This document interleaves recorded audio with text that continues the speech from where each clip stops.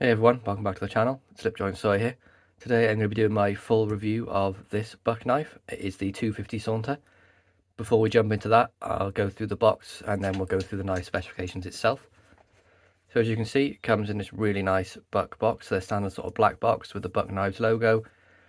And then on the reverse you have the cancer warning for California. Not sure why it would only be in California, but there we go. The Saunter and the catalogue number. See, it's part of their Pro series, made in the USA, and has their forever warranty, which I know is something that people look out for. And other channels have reviewed their warranty. I know John at TK has done it, RJ at RJ's Knives have done it, and they've both had fantastic results coming back from the Buck factory. So if you're in the US, definitely check out that. So we take off the slip, and then you're met with this, like the internal black box itself with the silver embroidered logo, and you have the edge of a legend. Plain all around this side, so all the information is on the outside of the box. And then when you open it up, you're sort of met with this message there, established 1902. You have the operating instructions, and you have a message about the famous forever warranty.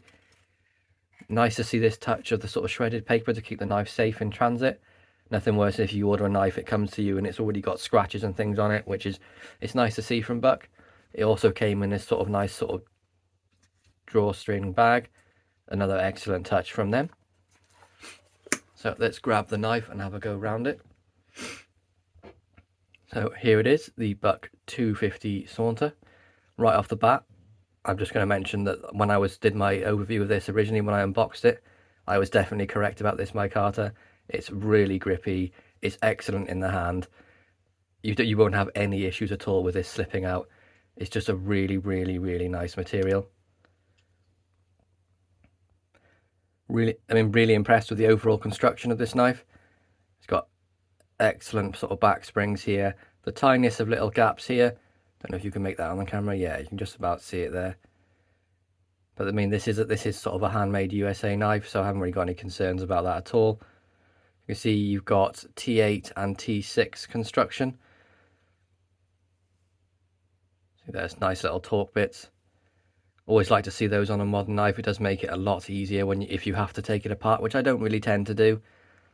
Sometimes I might take it apart just to see how it works, if it's like an automatic knife or things like that. But these slip joints, I would mainly just sort of clean out the pivot and clean out the inside. I wouldn't really take them apart any further than that. You can see on the front as well, you've got the Buck logo there stamped in the pivot. Nice little touch for design.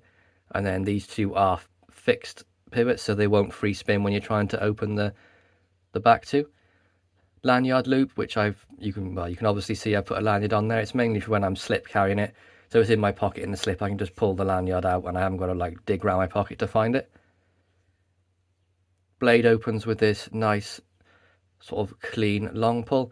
You can sort of nail nick open this like that, but what I would tend to do is thumb and forefinger and just sort of pinch and pull open like that. As you can hear, really positive lockup when you open it. Nice snap into the open position. It's always good to hear that as well. For me, it makes it's the sound of a quality knife. And I know Buck with their 110, 112, they have that famous sort of lockup snap, and this isn't too like dissimilar from that. It's very similar to what they would do on that as well, so it's nice to hear. On the blade, you've got Buck USA and their logo stamped on there, and you can see the 250 for the 250 Saunter, which this is. I have stropped this pretty much every night when I finish using it, so it has picked up quite a bit of a polish on the edge, but I've had no problems using it throughout the day. Some days I've used it more than others. The days I've used it in extreme amount, there's been no sort of dull spots on the blade. It's been razor sharp the whole time, and that is partly due to the Boss heat treat there on the 154 cm blade steel. So that is a stainless blade steel, sort of like a mid-budget steel, I would put it as. It's definitely one of the top ones out there. I'd sort of compare it to like VG10, N690, those sorts of things. That's my personal comparison anyway. I could be wrong, but I've had the similar sort of longevity on the knife edge, rust resistance on those sorts of steels. So we'll take a look at the lengths and stuff now. So you can see the close length, including the The lanyard loop, we've got 1, 2, 3, 3 3/4 inches, and then if you take the lanyard loop out, you've got just over 3.5. But I don't know why you would take that. It's part of the knife. And then we open up the blade.